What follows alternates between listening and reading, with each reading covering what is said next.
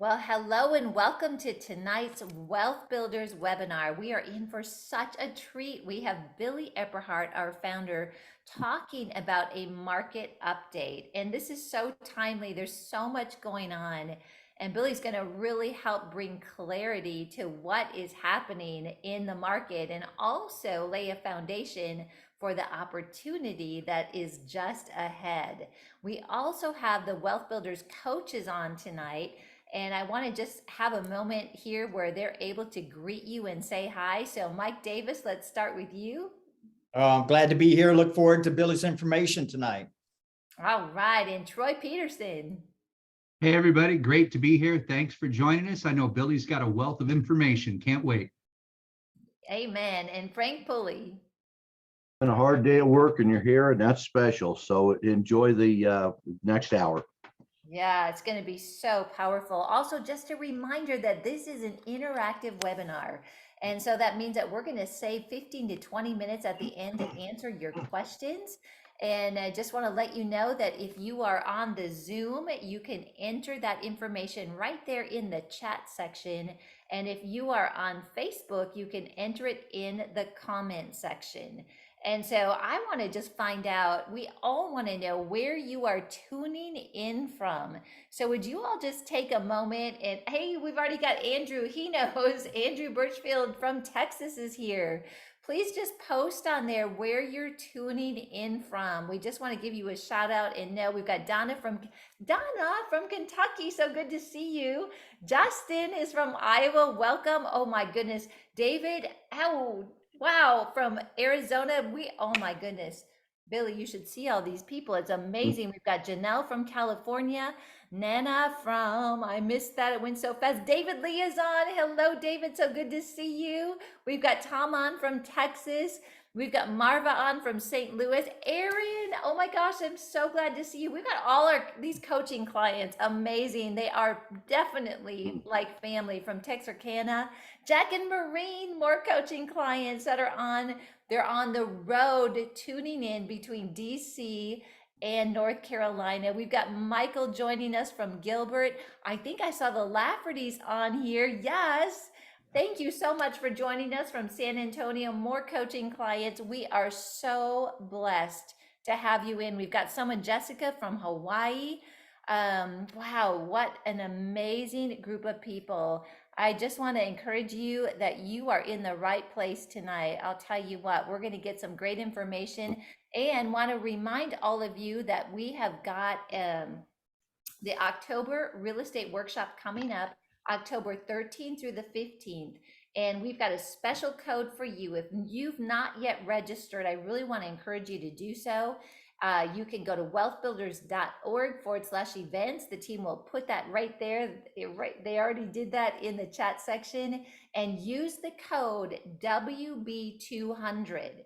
And that's going to provide you with the opportunity to get $200 off both the in-person, or if you can't join us live, from live stream. And just a real quick too, we've got Mrs. Deji that's coming in from Seattle, Washington. Wow, people coming in from all over. So let's get started. I'm so excited to introduce to you and welcome our founder, Billy Epperhart. Welcome, Billy. Hey, Karen, I'm so excited to be with you and Mike and Frank and Troy and all of our other coaches around, but all of you together.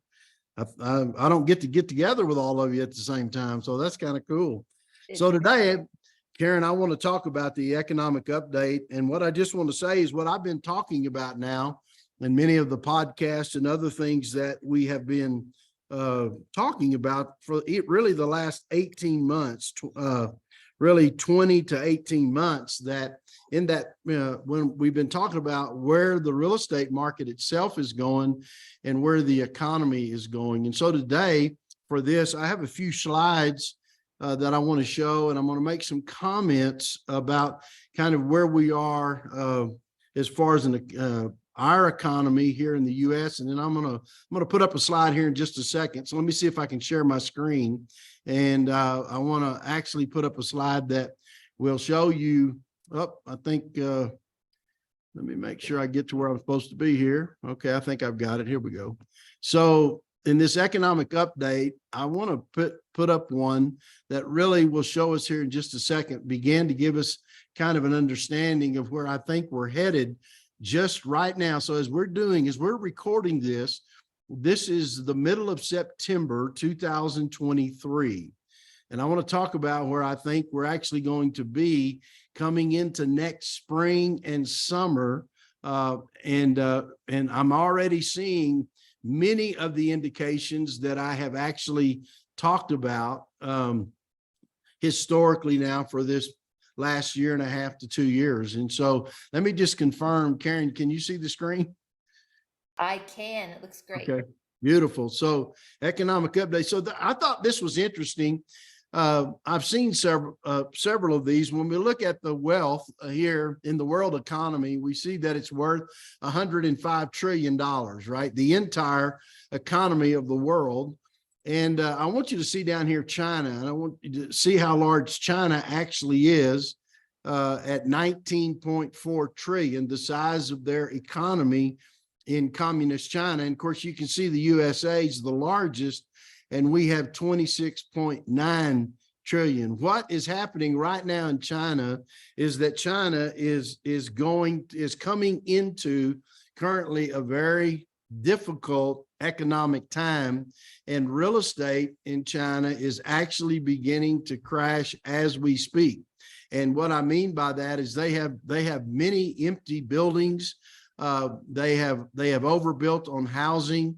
Their debt limits of what they've used to be able to do that, be able to build those buildings and do what they need to do has really gone up astronomically. And because of that, they're really facing, based on what I'm seeing, a true economic crisis.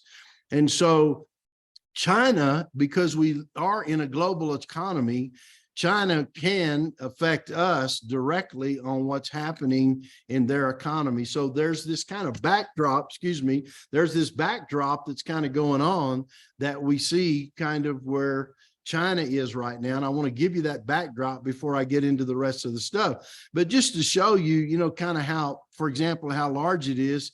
Here we have Japan right here at 4.4 trillion. We go over here to France at 2.9 trillion. And I thought I had the UK on here.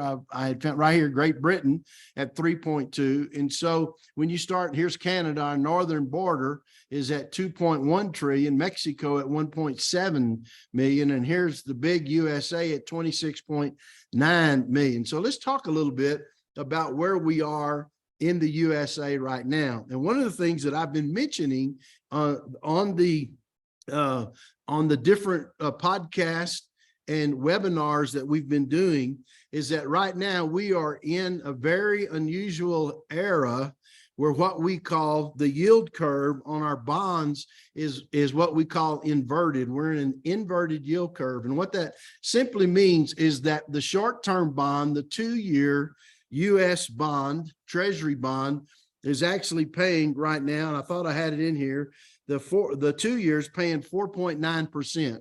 And it's moved a little bit today, but the 10 years paying 4.2%. So typically the 10-year bond would be paying more in interest than the short-term bond, just so we're clear. So what has happened is that bond yield is inverted. And when those bond yields start coming together, that's when we really need to start looking and watching. Typically, there has never been a time in U.S. history, and now I'm talking about U.S., I know I've got the world economy up there, but there's never been a time in U.S. history where we had an inverted yield curve and there wasn't some kind of recession that followed it. So historically, if you look at history and where we are, this is kind of setting it. Now, I'm talking about the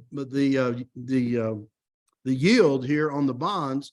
But we all know, we also are dealing, and let me just go to this next one. We also know that we're dealing with inflation. And so I have to flip through these slides, and I apologize. I'm going to be going back and forth because they were, for me, for how I had them, they were a tad out of order. This is the inflation line. Now, don't let the percentages here, because this doesn't mean over here doesn't mean we're at 20% or 25% inflation. It just simply means how the amount that inflation has adjusted compared to where it was. So basically, we have come down to about 3.9, 3.8% inflation. And this dotted line right here is the Fed's target in the US. This is the Fed target rate that they have. And this is still, as of right here, this is December of 23. We're sitting in September of 23. You can see that the consumer price index here with all items is this top number or line, and you can see the less food and energy. So that's the groceries at the store and the gas that you purchase and energy for your home, etc. We're up here. So what has happened right now is that we have not brought inflation down to the point of where the federal government would like to have it. And so because of that, one of the things that we're seeing right now, as we're seeing on September the 19th. Now, this webinar, of course, is we're doing it in the middle of September. So just in a couple of days, September the 19th and 20th, the Fed meets again to discuss raising interest rates. A lot of people right now don't think they're going to go up another 0.25%. I actually happen to think they are, and they see the economy cooling. But if they don't, the stock market itself is going to like it. It's not really going to affect real estate. I know I've been talking to some realtors, and they think that interest rates are going to start coming down. But my opinion is that we're going to be in the kind of mortgage rates, which when I go to another slide, I'll come back to that. But that we're going to be in these rates that we're in right now for at least another year, in my opinion. And what's going to happen is the real estate market, for example, has already started reflecting. And in fact, in most of the markets in America, if you go on one of the real estate websites, what you're seeing today is you're seeing these little green arrows with, reduced by 10,000 or reduced by 50,000 or reduced by, I saw one the other day, reduced 250,000. Now it was $1 million something home, but it had been reduced down by $250,000. So I'm telling you, what I've been saying has finally started happening.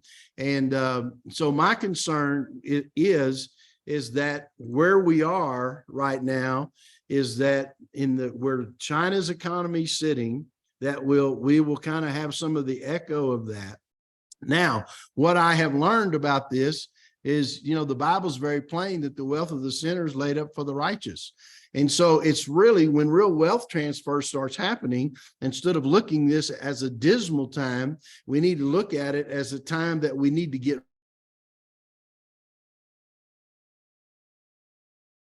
and all the things that we need to do. And I'm going to start buying personally again. And then we have some real estate funds that we are actually beginning. We have one in the Solomon Fund that we're just now starting. I'm starting in Wealth Builder Investments with Chad Franson and our company Wealth Builder Investments. And we're going to start targeting to buy real estate sometime going into next year, when I feel like that the timing is where it should be and I'm finding the right opportunities, because we will be paying cash for many of the properties that we buy. Personally, outside of the fund, I'm also going to be buying property myself next year, as well as investing in the fund that's buying real estate. Now, I'm giving you all this because I think if we can, whoever's watching this, if you can get prepared, learn what you need to learn, get your finances prepared. And I'm going to go back here to a couple of slides I was starting with.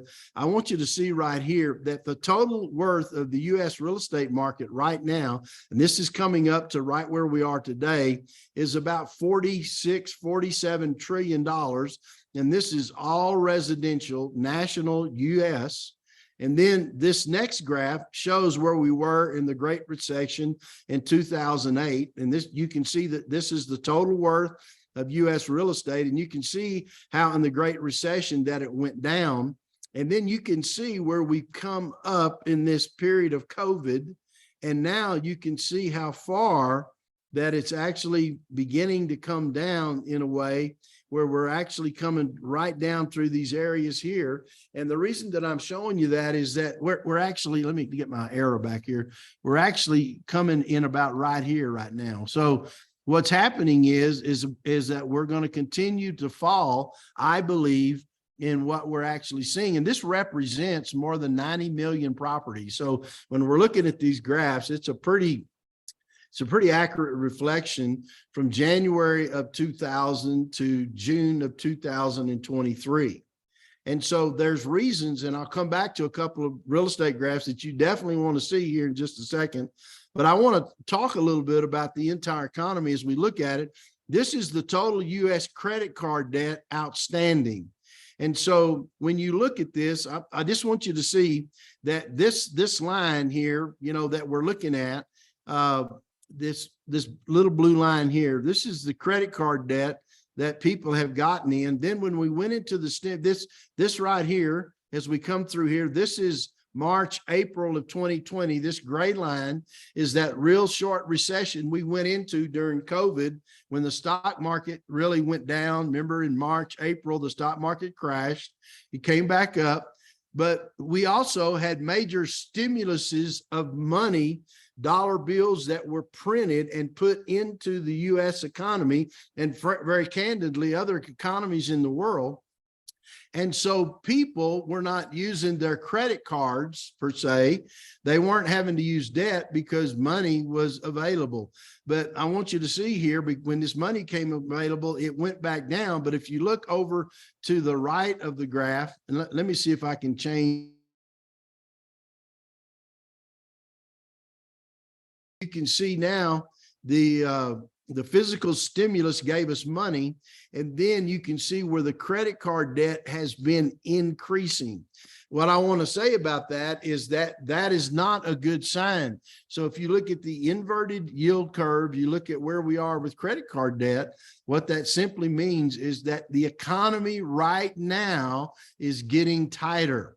That means there's not as much money available. That's why we're seeing homes sit on the market like we're seeing, and people have had to get more in debt themselves to be able to live. And so let me see if I can get, and then this is another one. This is what's called bank credit. Now, I'm not going to bore you too long with slides or with graphs, but I want to show you something. As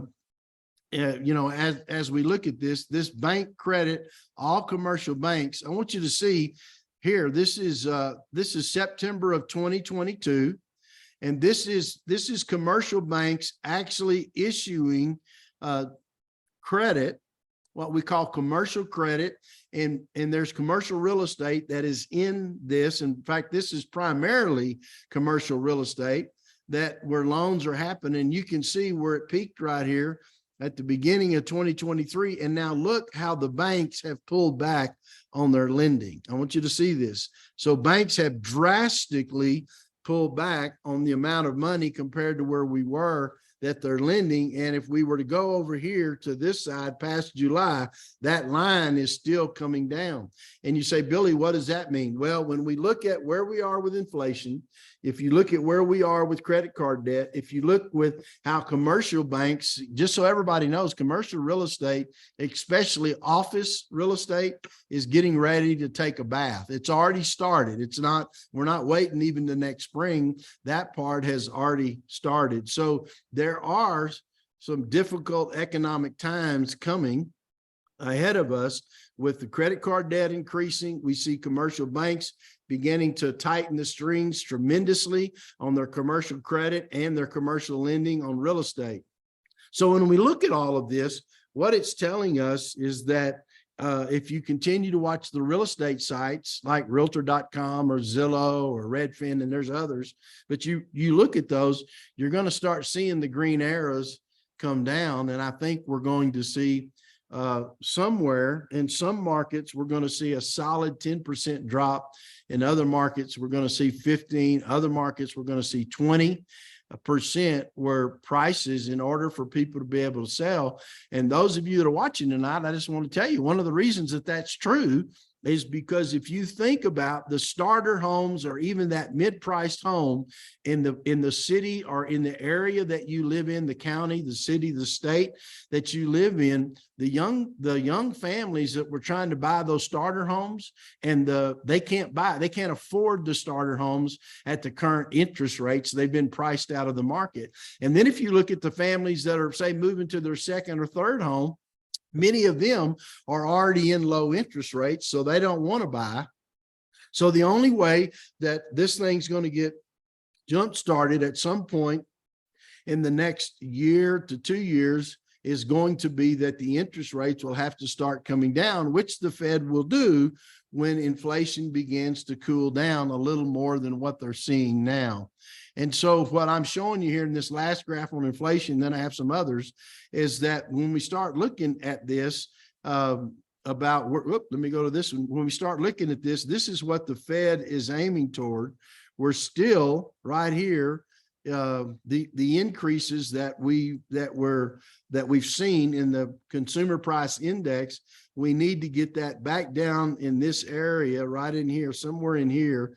And I think we're going to start seeing things kind of loosen up when on the inflation side as well. And then this is another one where I've done some inflation comparisons kind of a thing. And this is the Bureau of Labor Statistics seasonally adjusted data. And these are the consumer price index. You can see is this graph part right here that we just talked about.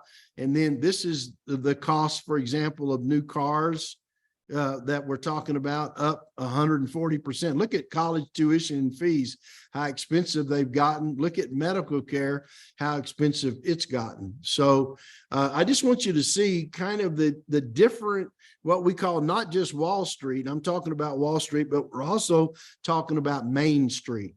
Now let's talk about real estate specifically. So before I get into this too drastically, let me pull up a couple of my notes on another, talking about the 10 most overpriced markets in America. What I want you to see here is the, let me get, Karen, can y'all see that on the screen? Yes, we can see. Okay, good. So these are the top 100 areas that we have looked about, and I'm going to pick a few of these and read them here in just a few minutes on my notes. But this right column right here, where you see 47.6%, and we come over here, let's say down here to Springfield, Massachusetts at 14.8%. This is telling us how overpriced now. I mean, can you imagine? These graphs are actually starting to come out telling us how certain areas are overpriced. And so if you look, for example, at this, we've got Atlanta right now that it looks like right now, this is called the premium discount. That just simply means that the asking prices for houses and what they think the houses are actually going to bring, it's 47% overpriced. If we come down here in Florida to Palm Bay, Florida, 39.51. If we come down to Durham, North Carolina, 35.91. If we come all the way to the bottom, and this one surprised me, Tulsa, Oklahoma, we have it. Can y'all still see that, Karen? Let me see here. Yeah, we can see it. It just went to. There we go. Yeah, there we go. Tulsa is at 31.8% overpriced. That surprised me. Matter of fact, if you would have just told me that, I wouldn't have believed it. Dallas at 24.91. And then you come over here, these are better price, but even Colorado Springs at 21.91%. And so you can see on here the different places that have been tremendously overpriced. And of course, I'm sitting in Woodland Park, Colorado, which is small town, so it wouldn't be on here. Colorado Springs is the largest market, and it's telling us that's close to Woodland Park. It's telling me that we're basically 22% overpriced. And so then down here at the bottom, some of these aren't too bad. Mike Davis, you're on here. I can't believe San Francisco is only 7.84%. That's because it was so high to start with, so everybody can see that. Virginia Beach surprised me. It's only 9%. I thought it would be more than that. Now, there's a couple of others. Let me just read them. And I'm going to give you some numbers. How long have I been talking? Not too bad, 25. Yeah, you're good. Okay.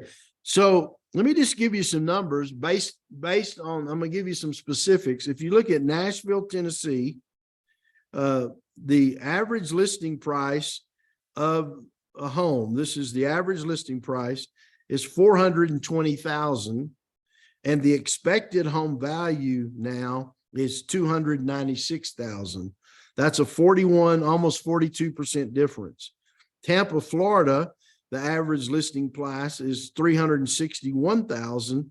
The expected home value is $252,000. And then this one I definitely couldn't believe is in Detroit, Michigan.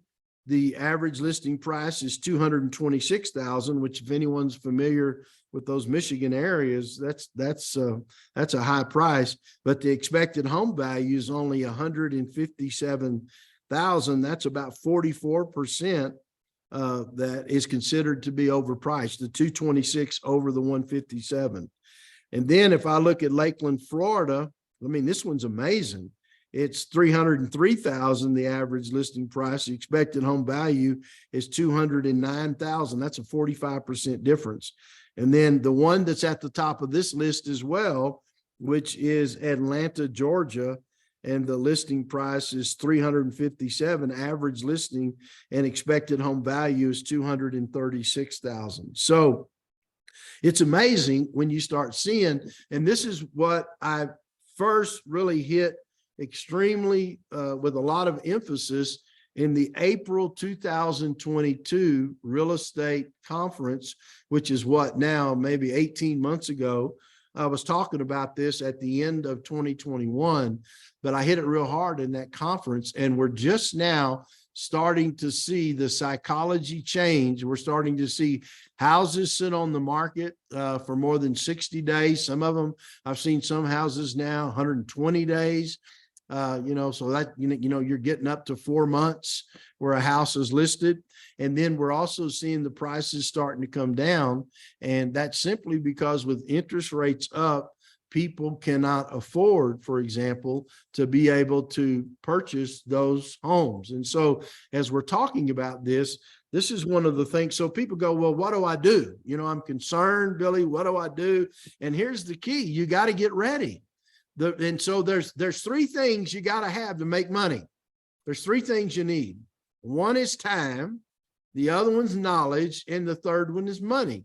So if you don't have much money, you're going to have to get some knowledge and invest some time. If you've got some money, you can use somebody else's time. That's the reason that we are offering the funds like the Solomon Fund that we're offering, so we can take advantage of being able to purchase these properties when prices are going to start going down. So I'm going to tell you, even though there is a crisis that's coming where prices are going to dip, let me explain this to you. If you're a real estate investor and you have rental property right now, you have rental. In other words, you are collecting rents right now.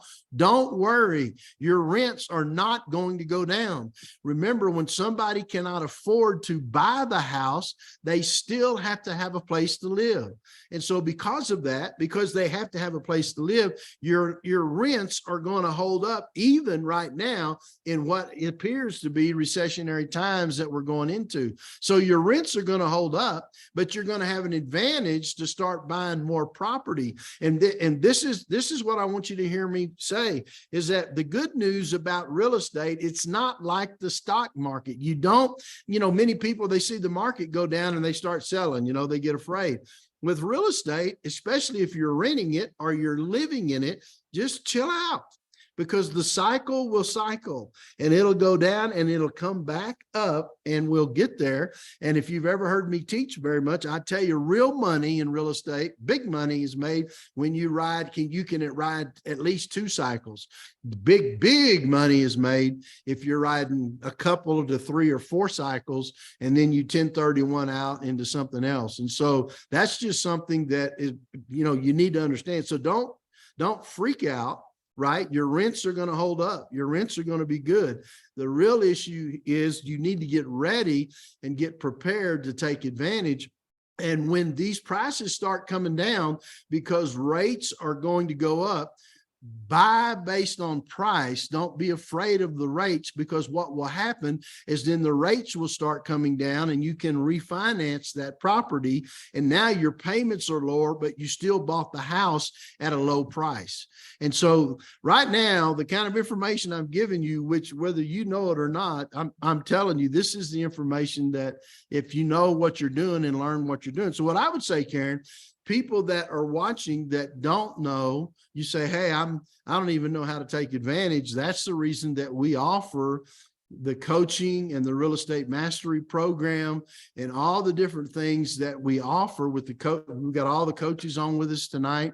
That's the reason that we do that, is to help people understand that you have to know what you're doing. 3 things you need is time. You need time. You've got to have knowledge. So if you don't know what you're doing to make money, and you need money. So people who have money can actually already have a lot of money. They can use somebody else's time and somebody else's knowledge. But if you have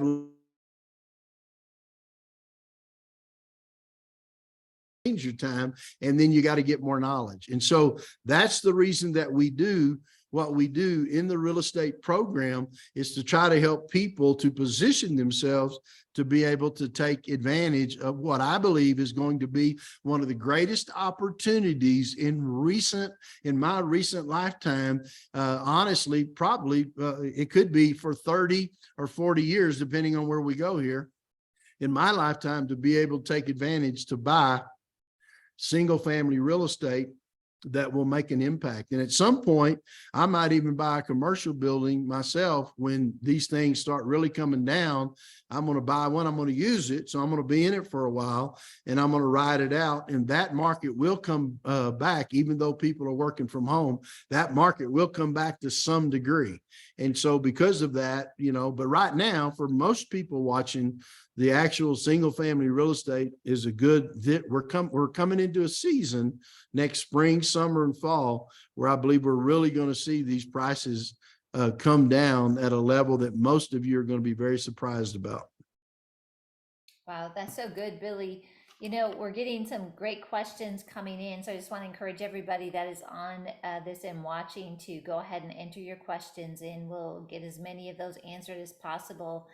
But Billy, you hit on some things. I think a lot of people are feeling, like what is going on? That's what we're hearing from, people we're talking to. They're a little nervous about where the economy is going, but there is a perspective as well that when we get our sights on the opportunities, and even biblically, traditionally and historically, the people of God prosper in times where the world looks like everything is falling apart. So can you just comment on that a little bit from that perspective? Yeah, Isaiah chapter 48 verse 17 in the Amplified, I believe it's 2015 version, it says, I am the Lord God that teaches you to profit. And in parentheses, it says, another translation says benefit. And so the Lord can show you how to profit and how to benefit in down times. And Joseph is the perfect biblical example of that, when he had the dreams of the lean cows, right? And he came and told, of course, Pharaoh, what was going to happen. And so Pharaoh put him over the kingdom. And so he began, for example, to save at least 20% a year. He was saving that and putting that aside so that when the 7 actually lean years came, right, he had the vision of, he saw 7 fat cows and 7 lean cows. And so when he saw these, he said, we're going to have 7 years of bountiful harvest and then we're going to have 7 lean years. And he prepared himself. And what people don't ever talk about in that story, here's what they talk about. They talk about how God showed Joseph to get ready and help the people. Absolutely. He blessed people, including Jacob, right? And his brothers. So he blessed people with it. But think about how much money Pharaoh made when there was no grain and no wheat. How much money Joseph made when there's no grain and wheat and he had it. And so most of the time people panic when asset prices go down. Okay, they panic. But always remember, when interest rates go up, asset prices go down. I'm gonna see if I can get that right. So we get it like this. So asset prices go down, right, when interest rates go up. And so when you see that, that's that's where we are now. But the opportunity is when the asset prices are going down, that's the time to buy them. And so when I was talking about refinancing, I'm just simply saying, even if you put 10 or 20% down and buy a property, for example, or, you've got investors that are working with you or whatever that means, if you use any kind of leverage or you borrow any kind of money, you just have to make sure you have positive cash flow on that property when you're doing it. That's the secret. We can get into that in a lot more detail. But what I want you to see is there's going to be a time inflation is going to slow down. Okay, it will slow down. When it does, the Fed will start reducing rates. And in my opinion, when rates start having a 5 in front of them. Right now, they have a 7 in front of them. I'm talking about mortgage rates, your 30-year mortgage rate. And when those rates get down to 5, have some kind of 5, you're going to see the market start picking back up. And we will come back down in the 5s. Because the reason the Fed is being so aggressive is because they were late to slowing down this economy. And I don't think they read the tea leaves properly on how much money, that means how many dollar bills, understood, even though they're the ones doing it, understood how much that stimulus money coming into the market was going to drive asset prices up. So we've had 2 things. We've had historically low interest rates. Never in your lifetime or my lifetime, never in the history of the United States have we ever had interest rates this low. Boom, asset prices go up. Never in the history of the United States have we had this much money in the economy, because when COVID happened, all these stimuluses came. So both of those things created this perfect storm that actually caused asset prices to go up. And it's true for the stock market, it's true for real estate, and it's true for other kinds of assets. We've talked about how to protect yourself with assets. One of the ways to do that is real estate. Remember, in real estate, you make money when you buy, not when you sell. So the opportunity to buy is coming up as you look into 2024 in the spring, summer, fall. That's when we really want to start watching. And we'll come back on, Karen, and start doing these kind of webinars and telling people, hey, we're actually starting to buy, and we'll tell them so they got to get ready to be able to take advantage of it. Yeah, that's so good. And just the education of that, what you teach in the strategic real estate investing book, and what we teach with the workshops and in coaching, where we actually one-on-one work with people to analyze properties that they're looking at, is to look at that cash flow. And we've got 3 other criteria that we look at too. And we kind of look at it this way: if you can have cash flow at these interest rates, right?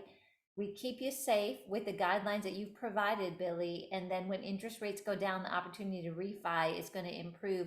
Can you comment a little bit about what's happening with rental rates? So people are concerned if home value prices are going down, do rental prices follow that?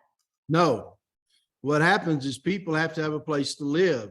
So when they can't afford to buy a house because interest rates are up, they have to rent. And so always remember this: the only time rent ever goes down is when you get in a literal deflationary period.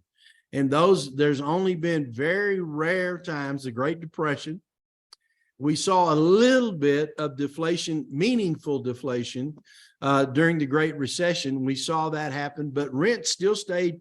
I mean, it was amazing how firm rent stayed during the Great Recession that we had in 08. And so where we are now, people have to have a place to live.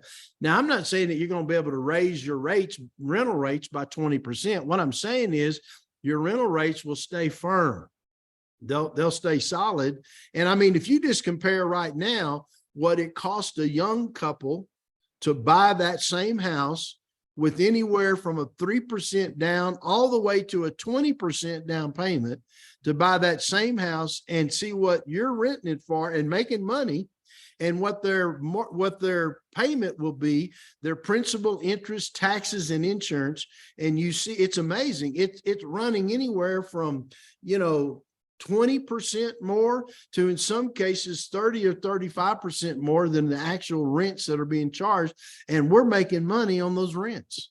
And so when you look at it and you think about it, that's what's happening. And so a lot of those families are going to continue to rent. Maybe those that are very well off financially can actually purchase and do that. But the majority by far of people are who are not in homes right now. They don't own a home currently. There's many people who've already locked in the low interest rate and they have a home, but people who don't, they're going to have to rent. They can't afford to buy.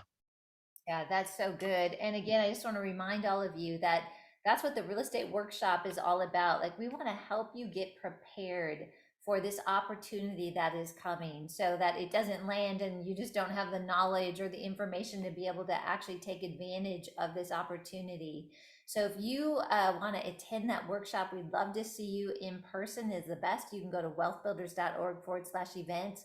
The team will put that on here. And again, I've got a code for you tonight. It's WB200 that you can get a discount. And I think the timing for this is perfect because we are getting the information needed. It's Right. over 20 hours of teaching. Our friend Bill Bronchek calls it like a real estate crash course, where you can really get a good foundation of information to get prepared for the opportunity that we're just really seeing is before us in real estate. And so, Billy, with that, how about if we go ahead and answer some questions? We've got a lot of great questions coming through. Okay. All right. This one is from Caleb. And Caleb says, do you have any advice for loan officers and realtors in those cities that you mentioned with those high percentages of overpriced houses? Well, I'll tell you, you've got to work harder because we've been in a season of time where someone hasn't had to work because there was so much demand. Whether you were a loan officer in the mortgage business or you're a realtor, there was so much demand on property that just kind of the business came to you.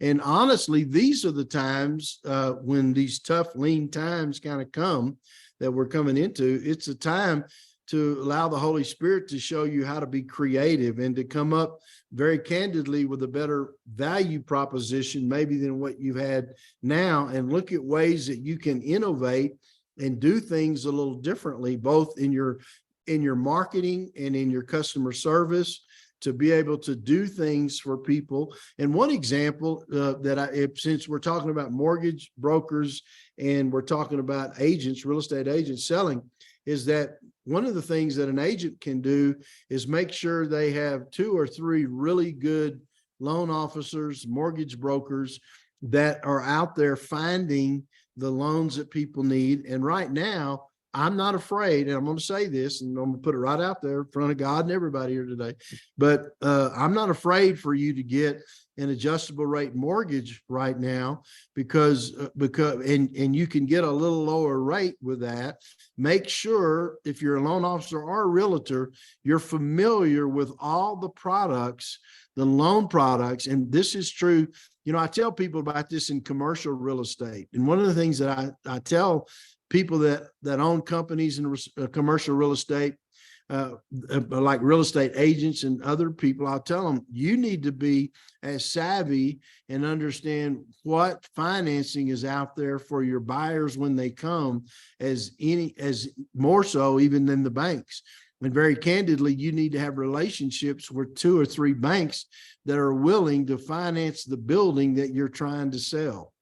So it works the same way in the mortgage and real estate business together. They go together. And so this is the perfect time to innovate and find creative ways and find ways where people can afford loans, become familiar with all the different loan products. I used to own an actual mortgage company in Dallas, Texas, and it was called Covenant Finance. And I tell the story about how in 2006, we saw the mortgage products drying up before the Great Recession in October of 2006. I tell that story on some of the videos, and so I began to move out of it. My lead loan officer said, Billy, we had 500 different mortgage products that we could sell, so to speak, that we could put people in. And he called me in October, actually into September, and he told me, his name was Paul. He told me, he said, I'm at 150 mortgage products. We've lost that many mortgage products. Well, that was telling me that the market was starting to contract even before 07 and 08. And so when you look at that, it's important that you understand and know that you have to find different products and things that will help people to be able to get finance. And I'm sure the coaches have some other ideas on that if you want to ask them. Yeah, I was thinking, Frank, maybe what you could do is comment on the opportunity right now with new construction in the area of financing that we've been talking to people about. Yeah, new construction offers some opportunities. I mean, you got to get it in the right place and the right time. The formula's got to match up. But the fact is, they've overbuilt so much that it's giving regular real estate a run for its money. And because of that, a lot of these developers are offering loan buy downs. They're offering enhancements like, better flooring, better, bathrooms, et cetera, at free or very low price, a lot of amenities. And, buying a new house, I mean, normally don't have to worry about it for the first few years as far as maintenance. So that's something we're seeing. But again, you still got to make sure you buy it right and that the numbers add up. Yeah, that's really good. And Mike, would you just comment on kind of your strategy when you were going in the market, how you went and you shopped banks and you really found people that would be able to take care of your financing, but just giving people a little bit of idea of what you committed to and how you found that right partner. Well, like Billy says, all banks are not equal. And when you're getting some loans, they'll tell you, no, you can't do that. Okay. Then you just go on to the next one. I don't know how many banks I went into, just about every bank in Pueblo.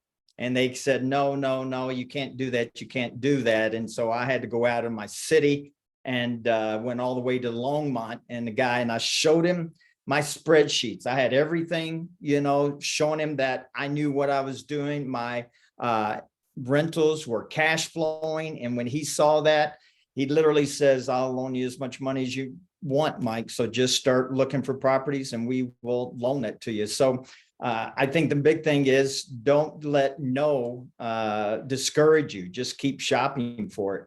And I think the other thing, Karen, I get the letters mixed up. DSRC loans. What do you call those? D what? DCR.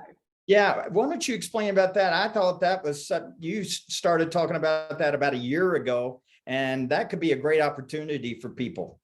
Yeah, it can be. And I'm going to have Troy talk about little creative financing too, is the DSCR loans is a product that the underwriter actually underwrites it based on the property's rental potential or income potential. And so what it does is it gets it off of our personal DTIs and it moves it onto looking at what the actual potential is for income on that property, and it's analyzed and underwritten there. Now you're Hey, going Karen, go tell ahead. them what DTI is. Oh, debt to income ratio. Okay. So that is like when you buy a house, even in an investment property, and you go the traditional route, they look at your personal income and then they calculate ratios about that. They really don't give you credit for rental income. There is some Fannie Mae products that are available, certainly. But if you get off of that, and oftentimes you're able to actually get your financing in the name of your entity through that, because the risk is really placed on, or the assessments placed on the property, and of course your personal credit score, but not your debt to income. Right now, we're actually working on one of those deals with one of our coaching clients, and the interest rate they're closing this week, Troy, I think is when they're planning to close, and it was pushing 9%, but they're able to get in the property. We looked at the property, made sure all the numbers worked. And when you think about it, when interest rates go down, their position is only going to improve. So that's a really good option. And then Troy, we have worked together quite a bit, just finding some alternative financing. So maybe you could comment on some of the private options and even some hard money lenders that we've been able to locate and find, that it's not the double the interest rate anymore. It's actually a pretty viable path.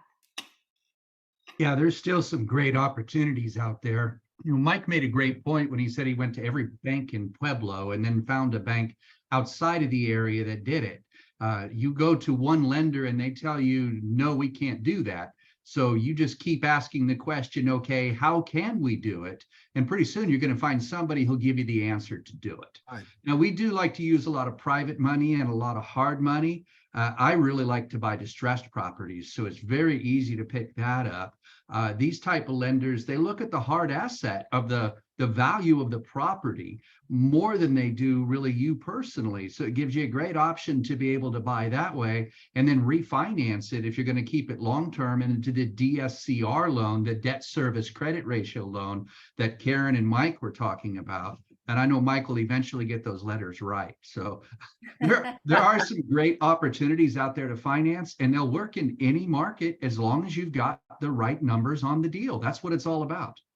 It is, and that's what we work with people on with the coaching, is making sure that you're buying right, kind of keep you in those safety rails. We've actually got 2 of those projects that Troy just described going right now. One will DSCR into a vacation rental, one will go into a long-term buy and hold. So there is a lot of opportunities out there right now, but you have to know what to look for. And that's really the key, which is why we're here tonight. And that's why we want to help you to really thrive during this time. Hey, Karen, let me comment. Karen, let me comment on that. This is the time right now to look for that alternative financing. And I want to say to all of you, the majority of the people that are looking in the real estate market are depending on mortgage financing. Okay, they're not looking for these alternative ways to finance, which means that in some cases, they're still going to be priced out of the market. But when you start looking at the alternative financing, one of the first places to look is just normal bank loans, what we call a commercial bank loan. Now, when I showed you that what they were lending has come down, but when it comes to residential real estate, not just commercial real estate, but residential real estate, they will actually give you a commercial loan on residential real estate. And there's several advantages to that.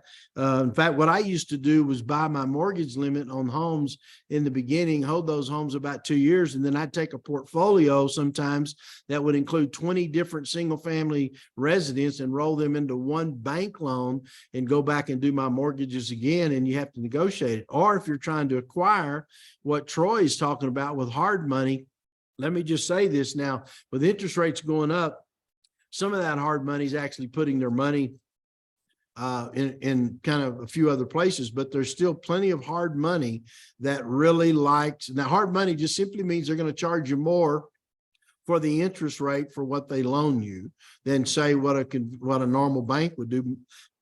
In fact, I've seen some hard money lenders been amazing here in recent times that are really offering some lower rates compared to what traditional hard money has looked like. So I just want to say to them, the opportunity, remember, real estate is not just about real estate. It's more about finance than it is about real estate. So instead of just looking at the mortgage business and saying, oh, I can't make that happen, look at look at the bank loans, look at these are true bank loans, not where you're going to a bank, getting a mortgage and they're selling that paper out to Freddie and Fannie. It's more of a true loan they're holding. We call it a portfolio loan that they hold inside of the bank. And so it's a great opportunity as we're coming into this season. And the banks are sharp enough, some of them are, not all of them, they're sharp enough to know that when some of these prices start coming down, it's a great opportunity. And you can always, out in the future, as long as your ratios are working and you're making money and you're cash flowing, you can always you can always refinance and get it down. Yeah, that's so good. Billy, that chart that you were showing, I was in banking. Many of you know that for 25 years. And when you showed how much reduction in actually lending banks are doing, that in itself is tough for them as well, because where are they going to earn the spread on their You got it. deposits? And they And have to have it. And they have to have that spread. they do. So they're going to get creative. So just this whole discussion of finding they've got to have a place to put that money for them to survive. I mean, it's all about the spread. And just like, not to get too far out there, but I do want to mention one of our other coaching clients just bought a fourplex down in the areas that we invest in for vacation rentals. And he had to do some improvements. So he found a product that was actually a 40-year interest only for the first 10 years, where he could get the income up and going. It's coming up beautifully, where then he can refi into a regular rate, but it allowed him to get in with a reduction in the monthly payment. And wow, he's just doing amazing. So that's the kind of stuff that we like to share with you and help you with. All right, this is so good. Now, Crystal has a question. When do you predict the prices on homes are coming down? I know they're already coming down, but is there a time you think it's really going to take a dip? Next spring and the next summer. I think what's going to happen is through, the traditional selling season of homes, starts right after the Super Bowl, right? Yeah. And it kind of ramps up and gets going. And usually it will last into Halloween or Thanksgiving, something like that. It'll start slowing down over the holidays when you get to Thanksgiving, Christmas, January, and then it picks back up in the Super Bowl. So I think what we want to do is start watching and to see what happens to those prices in the spring. Somebody made a comment, I think it was Frank, y'all were talking about the new home builds. One of the things I'd say to everybody is that there is opportunity in new home builds. What you have to make sure is that, in fact, there's some brand new, some larger neighborhoods in Denver where the home builders have actually dropped some of their prices by $100,000. So they've dropped their prices down and they're offering these incentives. So for the investor, there are times, now you got to go look at the neighborhood. I'm funny about my neighborhood. So you got to go look at your neighborhoods, make sure you feel good about that part of it. But here's where I want to go with that, is that the investor, these mortgage brokers, the real estate agents that are watching this, wherever it's being out there, that watching it, learn from these home builders what kind of incentives they're offering. Because in these tight markets, right, they have the advantage because they're offering a new product, a brand new product, which you don't have to worry about the maintenance and all the things for several years on that kind of product.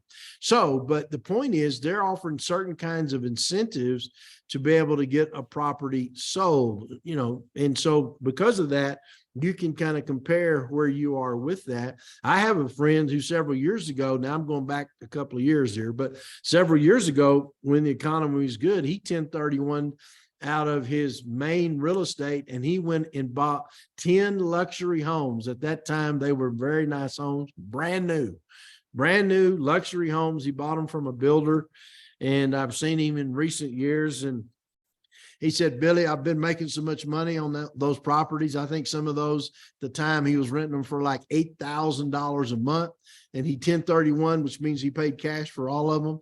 So it was like printing money. Plus, that's $100,000 a year in rental income per house. So that's $1 million a year, just so everybody can add and subtract here. It's $1 million a year. And he was being tax protected because he 1031'd into them. And because he's a full-time real estate professional, he was depreciating those big luxury homes like crazy. And so he was getting incredible write-offs. So I thought that was a very creative approach. And he was making, he had a little bit of maintenance and repair. After maybe, 3 to 4 years, he was having some, but relatively it was nothing. I mean, comparatively.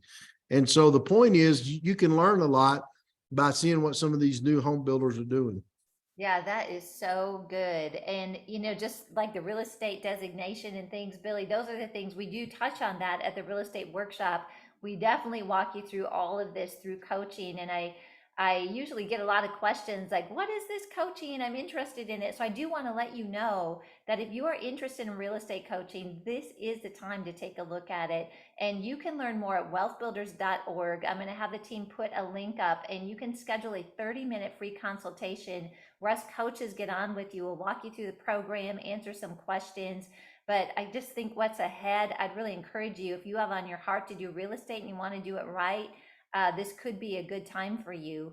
Also, Billy, what we're sharing with people too on our coaching calls is that you had mentioned this over the last few months. People's heads still think that the value of their homes is where it was, at the peak of COVID, 2022. But in reality, the values are coming down. So it could be a window of opportunity for you to make a low ball bid. We've had a lot of coaching clients do that, and they've gotten the properties because the other investors have not caught on that this is actually an opportune time. So we help you with that too, to look at that. But there could be opportunities out there. Just because the sales price listed is high doesn't mean you can't get it for the lower value that's actually going to become real in the following months. Yeah, let me tell you, Karen, let me give a quick example. I know we're out of time. Let me tell you, let me give a quick example. This just happened to me 2 weeks ago. I was looking at a house that I was looking at for one of our employees and some of the things we're doing, and I was looking at it. And so I was going to make an offer, and I said, no, I'm not going to. And so they dropped the price by $25,000, right? But I found out, and I'm going to give something worth the price of everything they took to watch this tonight. Always remember, even now in the market that we're in, purchasing right now, not waiting to the spring, the situation of the seller or the condition of the property is critical. And what I always look for, because I understand the condition of the property, if it's distressed, it's pretty obvious. But what's not obvious is the situation of the seller. So I found out that this seller had a lot of room in their mortgage, so they could afford to take a much lower price because they owed a lot less money than what they were trying to sell it for. And so I came in and just verbally made this kind of lowball offer. I didn't write a contract. I want to make sure I'm clear. I said, just told the realtor, float it out there. Well, they turned me down, so on my offer, but just yesterday I saw where they dropped the price about half of what my offer. In other words, I offered them a lot less, but they dropped it down about half to what I offered. And because here's the kicker, they're trying to buy another house right now themselves. And so because of that, first of all, they have a lot of room to negotiate, because they've got their mortgage paid down. That's number one. Number two, they're trying to buy a house. So the situation of the seller is, I may end up getting that house for the original price that I actually looked at. And if they come back to me with that number, I'm going to buy it. So the point of that is that the situation of the seller right now is, and there are many opportunities even now in the situation of the sellers where they have room to negotiate and bring that price down. And in that case, you can still make really good deals. That is so good. We just had a coaching client, guys. Remember, like they did that same thing, and the sellers came back. It was almost 6 months later or several months later, and they got that property. And so that is amazing, Billy. Hey, one more thing before we sign off here. Well, two more things. First of all, we're getting some questions on the Solomon Fund, and I want to let everybody know that Wealth Builders Investments with Chad Franzen, if you want to learn more about investments, you can set up a consultation with him and his team. Go to wealthbuilders.net, and then you can just schedule that time. They'll get right back to you. But Billy, when is that Solomon Fund actually going to become available? So it'll be available it's primarily for accredited investors, just so we're clear, and I don't have time to talk, but many of the people watching today would be able to invest in the fund that I'm familiar with and aware of. And so the fund actually is ready right now. We'll be ready to start taking investments right now. We are ready. And so if somebody's really interested, they can call and go to wealthbuilders.net, get the information, and then either Chad or Caleb or somebody on our team will call them back and work with them on that. Yeah, that's great. And I encourage you to do that, especially during these times with the stock market. That is a great place for you to connect and just get some good guidance and meet with Chad and his team. Okay, we are out of time, but there's something else I want to share with you. We anticipated that we would have more questions than we had time to answer. And so the Wealth Builders coaching team that is on this call tonight, we're doing a podcast. We're actually recording it, I think tomorrow, guys. I might be wrong with that, but Yeah. we're going to answer the questions that we couldn't get to. So tune in to that Wealth Builders podcast. You can find us on Apple, Shopify.